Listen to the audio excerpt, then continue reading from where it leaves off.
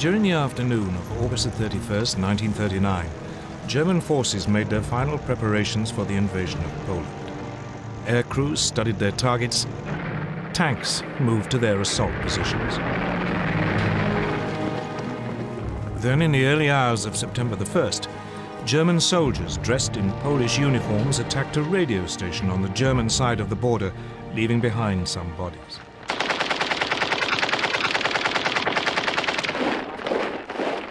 This was the aggression which Hitler later used to justify his attack.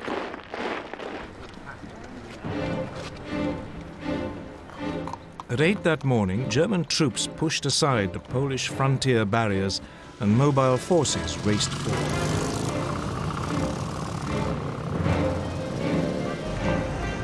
Two days later, on September the 3rd, Britain and France declared war, honoring their promise to stand by Poland. But by then, the Poles were in deep trouble. They were not only outnumbered, but facing a new form of warfare for which they were ill-prepared. Blitzkrieg.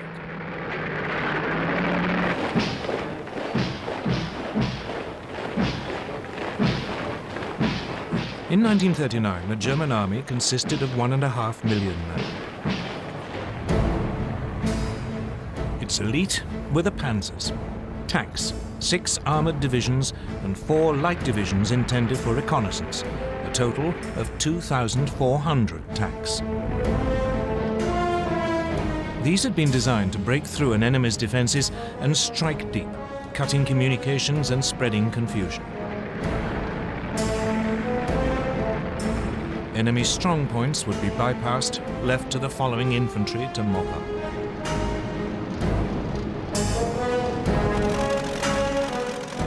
The new German Air Force, the Luftwaffe, was also designed for Blitzkrieg. It had 2,500 aircraft lined up against the Poles. The most notorious was the Junkers Ju-87 Stuka dive bomber. It was a form of flying artillery, making pinpoint attacks in support of the fast-moving ground forces. The Poles could muster just 600 planes. On the ground, it was just as bad. Poland's army was just 500,000 strong. It had only 880 tanks. It even had 11 brigades of cavalry, lances and horses against army. But it wasn't just numbers that gave the Germans their advantage. They used their panzers in a radically new way, as separate, hard-striking units. The Polish tanks were dispersed to support their infantry. The Poles' task had been made even more difficult by the German takeover of Czechoslovakia. The west of the country, including the capital Warsaw, was now surrounded on 3 sides by German-controlled territory. This geographical advantage was essential to Germany's grand plan. The task of the first thrust of the tanks was to create an initial breakthrough. But actually winning the war depended on deep pincer movements designed to surround and crush the enemy. These would come from Army Group North under General Fedor von Bock. He would launch 2 thrusts from northeast Germany and East Prussia. Army Group South under General Gerd von Rundstedt would launch 2 more from Silesia and Slovakia. The aim would be for the pincers to meet near Warsaw and Brest-Litovsk.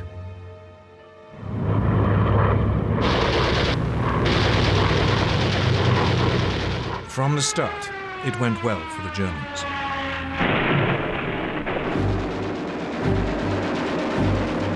The Polish Air Force was effectively eliminated within the first 2 days.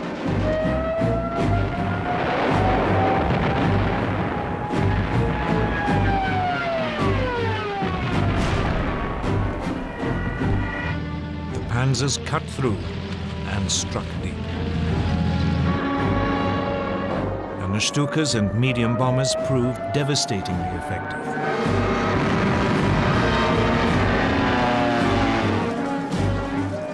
The Poles were sliced apart, pinned into pockets which yielded vast numbers of prisoners.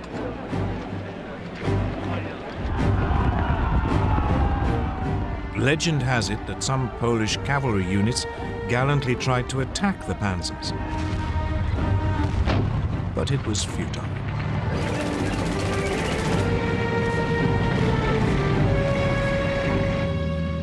They were just brushed aside. By September the 8th, the inner pincers had met up. German troops were advancing on the outskirts of Warsaw. On September the 17th, the outer pincers met at Brest-Litovsk.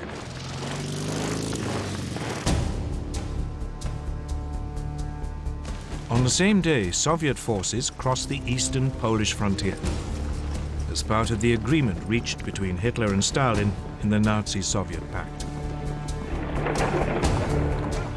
The Polish army was now in full retreat, its government fleeing abroad. Warsaw, however, fought on.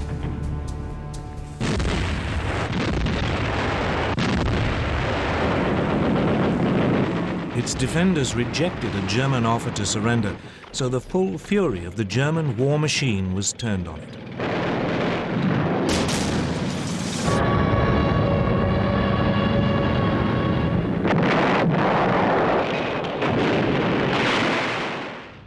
Watching it all was Adolf Hitler, who had followed close behind his conquering army.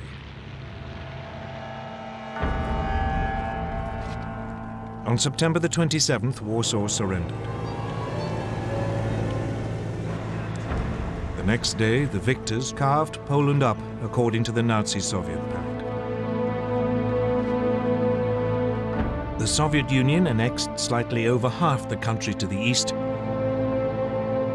Germany took the rest. Both regimes began rounding up anyone who might present a danger in future. Many were murdered. And for the first time, the Germans revealed how they would behave against those peoples in Eastern Europe whom they considered inferior. They sent in the Einsatzgruppen, special SS squads, to round up Jews.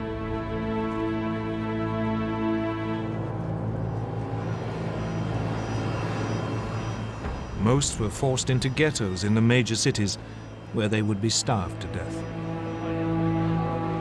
Others were executed on the spot.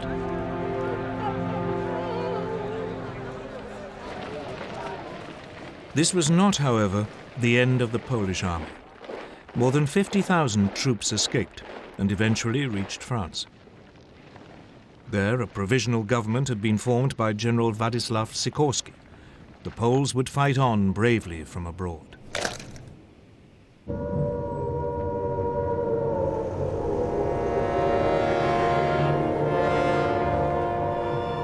In Britain, the air raid sirens had sounded within minutes of Prime Minister Neville Chamberlain's announcement that hostilities had begun.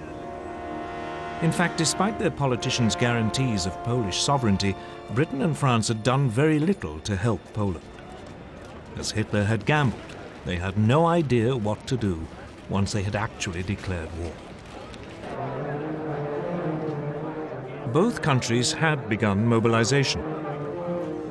Air raid precautions were speeded up. Anti-aircraft guns were placed in major cities. Shelters were erected. Soon, children were being evacuated. Everyone had to carry gas masks, and a blackout was introduced. The British Army began to deploy its 100,000-strong expeditionary force to northern France. French troops did advance a little way inside the German border, but they refused to move beyond the protective cover of artillery range. The initiative was still firmly in Hitler's hands. And he at least knew precisely what he was going to do next.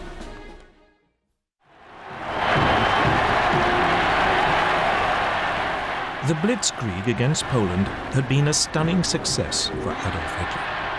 He had subdued an entire country in less than 4 weeks, and he was hungry for more. So he ordered his generals to plan to attack the British and French in November 1939, less than 2 months after the fall of Poland. His general staff was appalled. The bulk of the German army was still out east and had to be moved west. And there had been some serious losses in the Polish campaign. Lessons had to be learned. Polish anti-tank guns had destroyed a division's worth of the lightly armored panzers. A quarter of the aircraft used had been lost.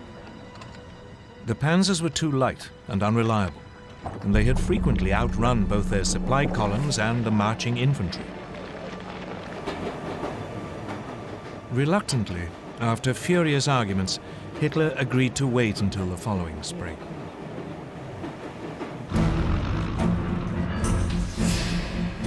Meanwhile, his enemies were also learning lessons. Britain had thought that bombers would be a key weapon in the coming conflict. But when on September the 4th, Britain's Royal Air Force made a daylight raid on German shipping, 7 of the 30 bombers were shot down. It soon became clear that this wasn't a one-off misfortune. In some raids, over half the aircraft were lost. British bombers just weren't up to the job. So the RAF switched to night raids, and they decided to drop not bombs but leaflets, so as not to provoke retaliation.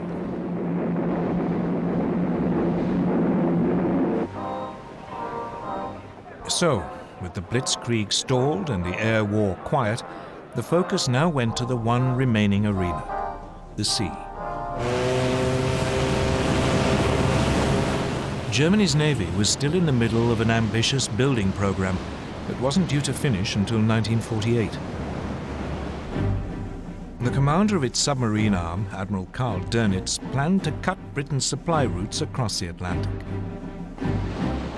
For this, he wanted 300 ocean-going submarines, but he had just 38.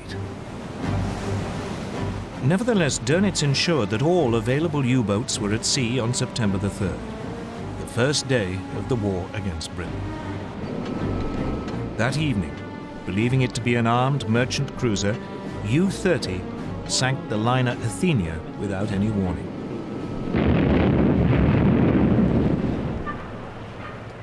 A 112 lives were lost, including 26 American citizens. The Royal Navy dwarfed its German counterpart. It had 12 battleships. Germany had none. It had 5 aircraft carriers. Germany, again, had none. So after the Athenia, Britain declared a total blockade of German ports. But for all its size, the Royal Navy had too few escort vessels. Many merchant ships had to sail alone. And by the end of 1939, more than 100 had been sunk. It quickly became apparent that the British had woefully underestimated the submarine threat. On September the 17th, U-29 sank the British aircraft carrier Courageous.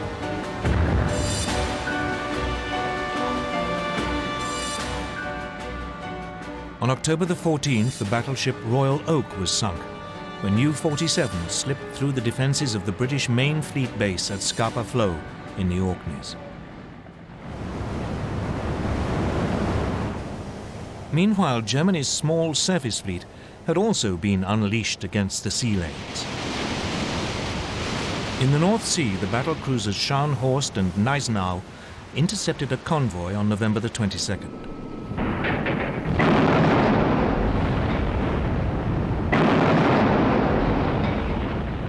They sank its escort, the armed merchant cruiser Rawalpindi. But it was the pocket battleship Graf Spee which caused the greatest problems. Designed specifically for commerce raiding, Its 11-inch guns could overwhelm any ship fast enough to overtake it, and it had the speed to escape from any battleship. The Graf Spee had slipped away from Germany before hostilities began.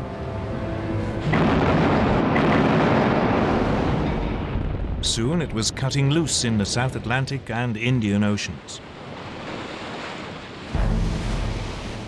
Finally, 3 British cruisers, Exeter, Ajax and Achilles, intercepted it off the River Plate on the east coast of South America. The British ships damaged the pocket battleship so badly that it had to take refuge in the neutral Uruguayan port of Montevideo. The Germans were then fooled into thinking that a more powerful British force had arrived. When the Graf Spee was commanded to leave port, her captain scuttled her rather than risk annihilation.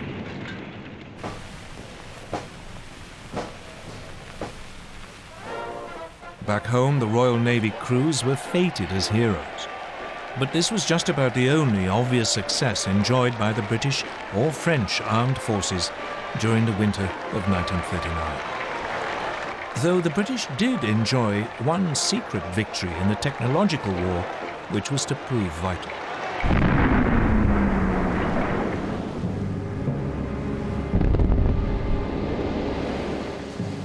As soon as the war began, Britain began to lose large numbers of ships to German mines.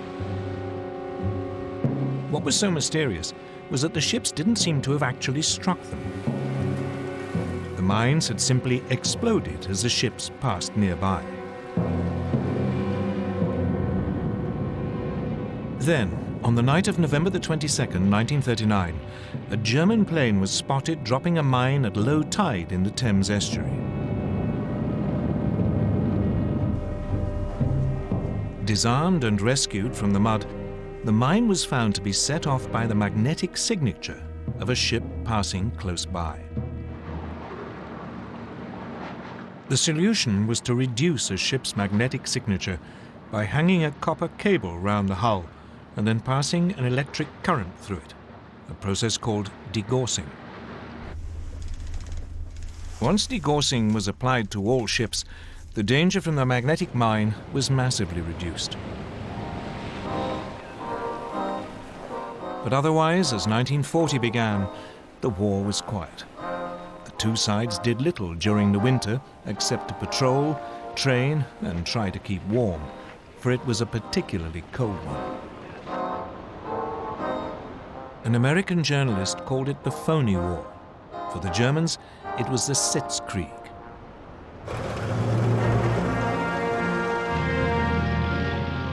In the spring, the British Expeditionary Force took up its position towards the left of the front on the Belgian border.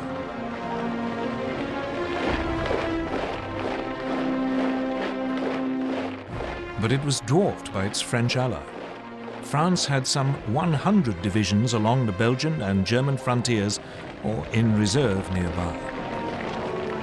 This imbalance meant that the British commander, Lord Gort, had to go along with the ideas of the French general Maurice Gamelin. And these were entirely defensive. French hopes were pinned on the massive ramparts of the Maginot Line. A series of fortifications, it ran from Switzerland to Belgium along the French-German border. The Maginot Line was considered to be completely impassable and would ensure that French territory remained safe.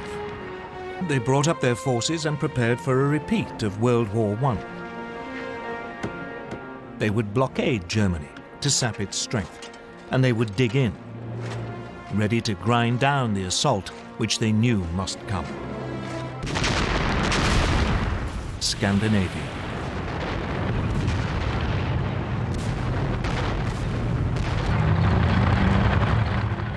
On November the 30th, 1939, a new theater of war was opened up. The Soviet Union invaded its tiny neighbor, Finland. Finland had only achieved independence from the Russians in 1918 and hated them.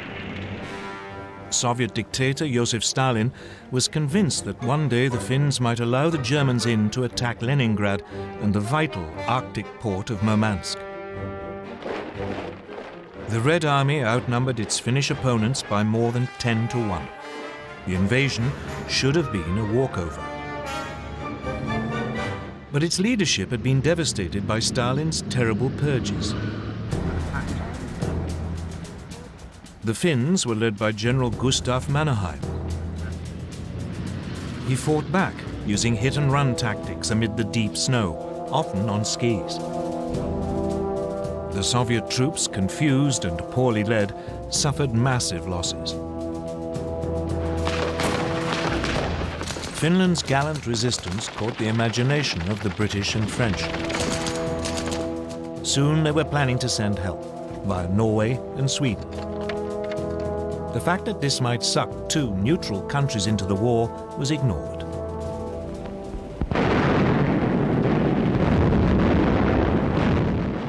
But a renewed Soviet offensive at the beginning of February broke the Finnish defensive line. In early March, the Finns had to cede territory to Stalin. By now, Hitler too had become interested in Scandinavia. The Nazi war machine relied on iron ore from Sweden. In the winter months, the only way it could get to Germany was via the Norwegian port of Narvik. If the Allies landed in Norway, this vital supply could be cut off. So he ordered plans to be prepared for an invasion of Norway. Denmark, which was in the way, would also have to be seized. The Norway theatre heated up on February the 16th, 1940. The British destroyer Cossack boarded the German supply ship Altmark in a Norwegian fjord to release prisoners.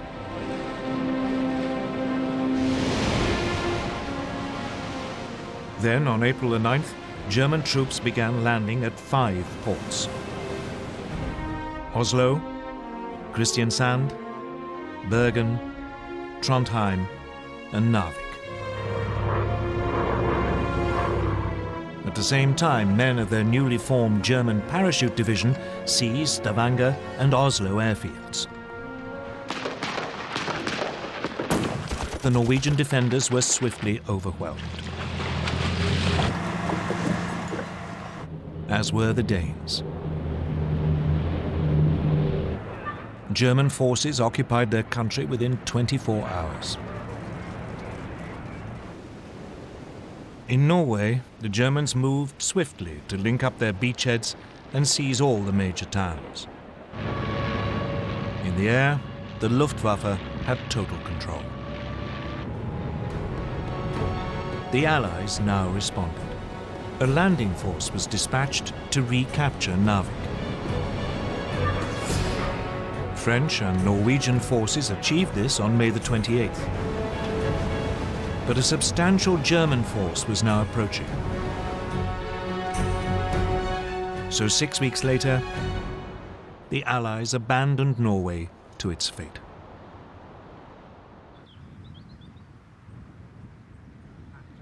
Hitler had spent most of that winter and spring at his country retreat, the Berghof in southern Bavaria. For him, the events in Scandinavia were a sideshow. Instead, he was preparing for his next major Blitzkrieg against Britain and France. The first plan his generals brought him had a familiar ring to it. The Germans would advance into Belgium, aiming to swing down towards Paris. It was a repeat of the Schlieffen Plan, which the Germans had used at the start of World War I. The Allies were expecting this, and their main strategic discussion was how to prepare for it. When the Germans attacked, the Allies planned that their forces west of the Maginot Line would swing forward into Belgium to hold them on the shorter and more defensible line of the rivers Dyle and Meuse. Chief planner General Erich von Manstein had always thought the original plan unimaginative. He was worried that the German forces would become bogged down, as in World War I, and that his country would lose a long, drawn-out war. So he proposed to Hitler that the main thrust should be made at the point where the Maginot Line ended, and where the Allies were most vulnerable as their Western armies moved forward. Virtually all Germany's panzers would be gathered opposite the Ardennes in southeast Belgium.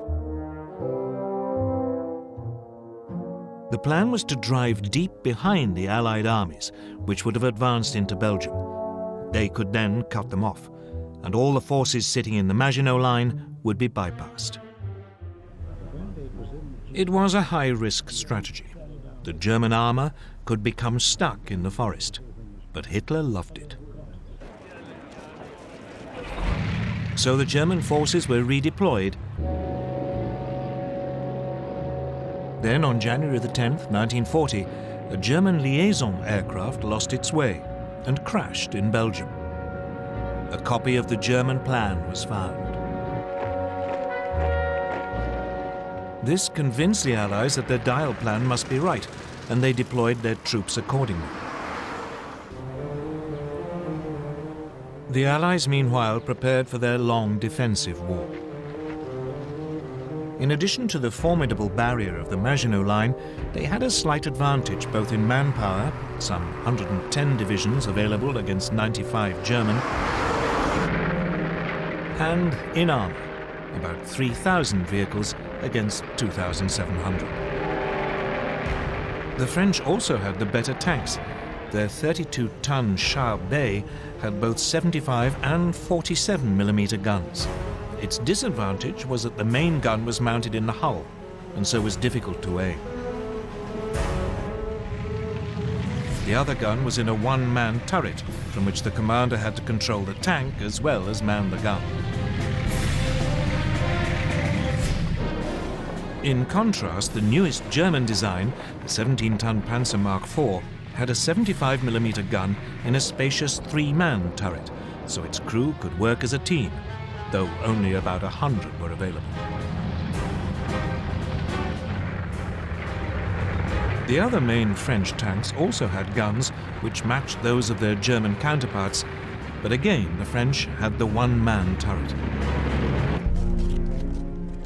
But the French were preparing for a repeat of the static fighting of World War I. They saw tanks as infantry support and distributed them piecemeal instead of concentrating them. They had noticed the success of Germany's panzers in Poland, so they were assembling 3 armored divisions. But by the start of hostilities, none was fully operational. 2 totally different ways of military thinking were about to go head-to-head. Blitzkrieg against static warfare.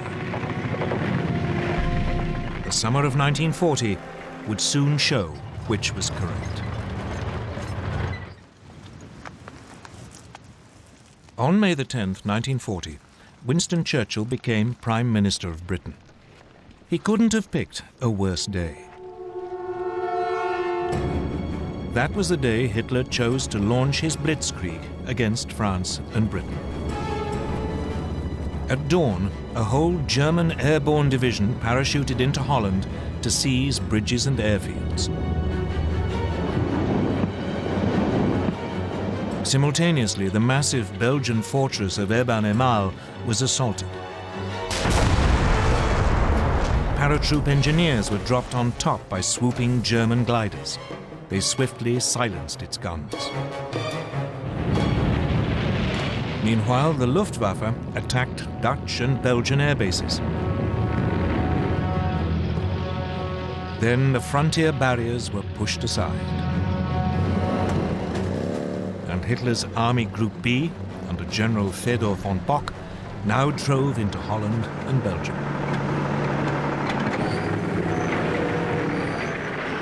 As planned, the French and British armies along the Belgian border moved forward to their new defensive line along the Dial and Meuse rivers.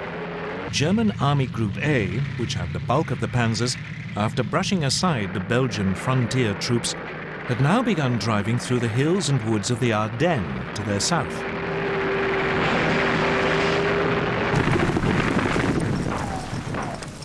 Meanwhile, the Germans were pushing rapidly through Holland.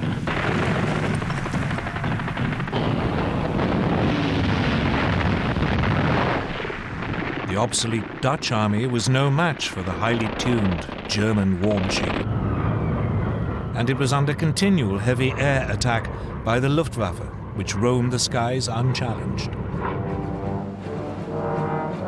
On May the 14th, the Germans demanded the surrender of the port of Rotterdam. A large force of bombers took off as the Dutch hesitated.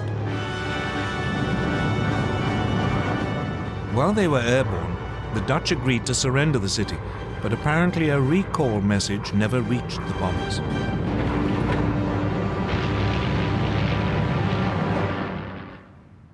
Rotterdam was devastated. The Dutch capitulated the next day.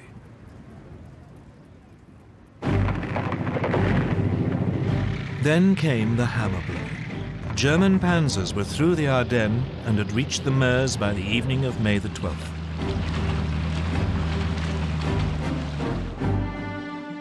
Among the first to arrive at Sedan, well north of the Maginot Line, were the men of the 19th Panzer Corps, commanded by General Heinz Guderian, fresh from the triumphs in Poland. Guderian now showed how Blitzkrieg should be done. He ignored the troops in the Maginot Line, and he didn't wait for his own infantry to catch up. He pushed straight on. The next day, assault troops crossed the River Meuse.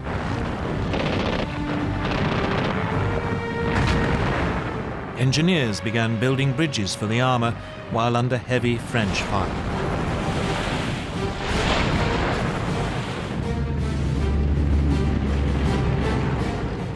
On the 14th, the panzers began crossing. That evening, Guderian's bridgehead was 8 miles deep. Allied bombers made despairing attempts to destroy the German bridges.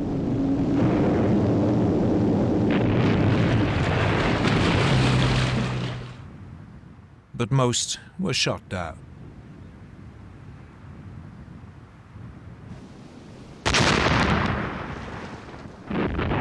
All the while, German artillery pounded the French defenses while the Stukas screamed in.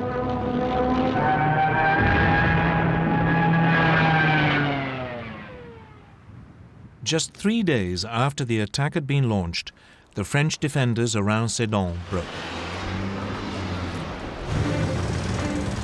Guderian's panzers began racing westwards. By nightfall, they had advanced more than 40 miles behind the northern group of Allied armies. These had been holding firm on the Dial line. But for all the brilliance of the Blitzkrieg, the Germans were vulnerable. As the panzers raced westwards, they created an ever longer corridor just a few miles wide.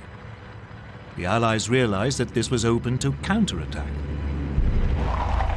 The bulk of the German army was still totally dependent on horsepower or its own feet for transport, so the gap between the rampaging panzers and the follow-up infantry grew with every hour.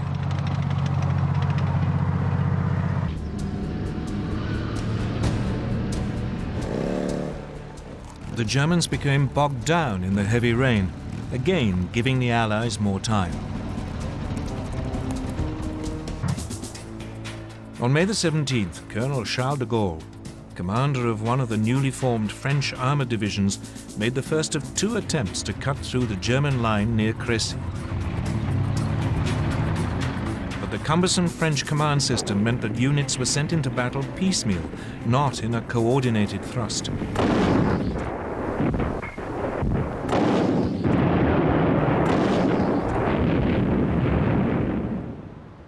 The Germans had little difficulty warding off both attacks, inflicting heavy casualties. It seemed that nothing could now stop Guderian. He plunged on, further and further into France. By the 19th, his lead units were past Péronne. On the 20th, in an extraordinary 56-mile dash, Amiens had been taken by lunchtime. Abbeville, just 14 miles from the English Channel, was seized by 9 that evening. And at midnight, a battalion of the 2nd Panzer Division reached the coast at Noyelles. The Germans had split the Allied front in two. Everything now depended on whether they could defend this long, thin corridor, or whether the Allies could successfully counterattack. It was now that the methodical and ultra-cautious British commander Bernard Montgomery came up with a bold, even reckless idea. Instead of large numbers of troops advancing across a wide front, why not send a smaller force to punch a single hole through the German defenses? It would be faster and much more economical.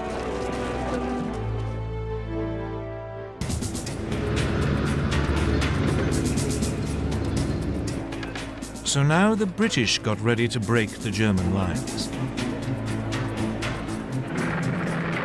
On May the 21st, 2 armoured battalions prepared to launch an attack south of Arras.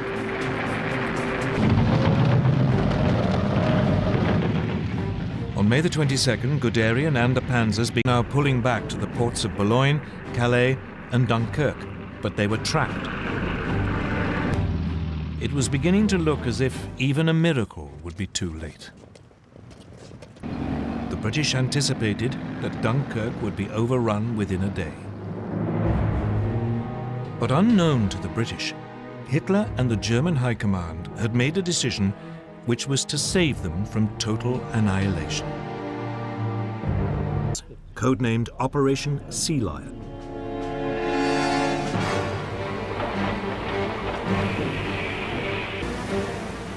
Barges were gathered from all over northwest Europe. Troops were trained for beach landings. But for all Hitler's bravado, those planning Sea Lion were worried. Hitler might dismiss the English Channel as just another river to be crossed. But Britain's navy was still the largest in the world. It might be stretched thin by its worldwide commitments, but the Royal Navy's home fleet far outnumbered the German Navy. The German naval chief, Admiral Erich Raeder, had no confidence that he could seize control of the English Channel for long enough to get the army across. Germany's first and only 2 full-sized battleships completed their sea trials.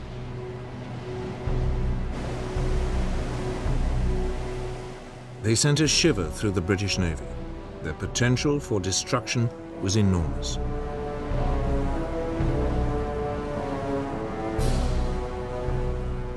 First into action was the Bismarck. The British Navy set off in pursuit. 2 days later, the Bismarck was sighted. Britain's latest battleship, the Prince of Wales, was sent to intercept her. With her was the British battlecruiser, Hood.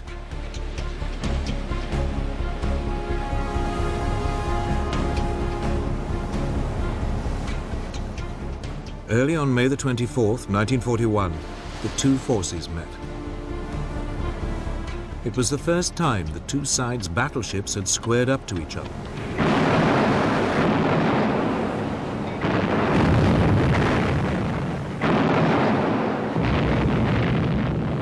Almost immediately, a shell from the Bismarck plunged through the weak deck armor of the Hood. It penetrated one of the aft magazines.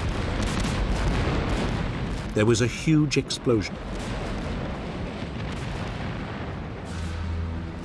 Only 3 of the Hood's 1,200 crew survived. The Prince of Wales, now outnumbered, retreated. It was round 1 to the Bismarck.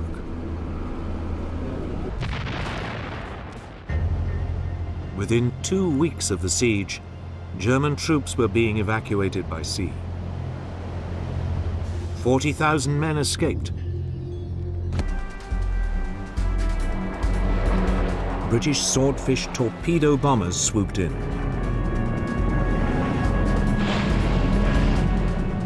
One hit and jammed the Bismarck's rudder.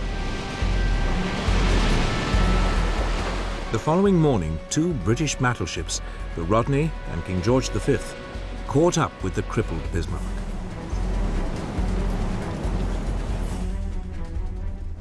They started pouring heavy caliber shells onto the hapless German ship. She was soon reduced to a blazing wreck. Bismarck was finally sunk by a torpedo.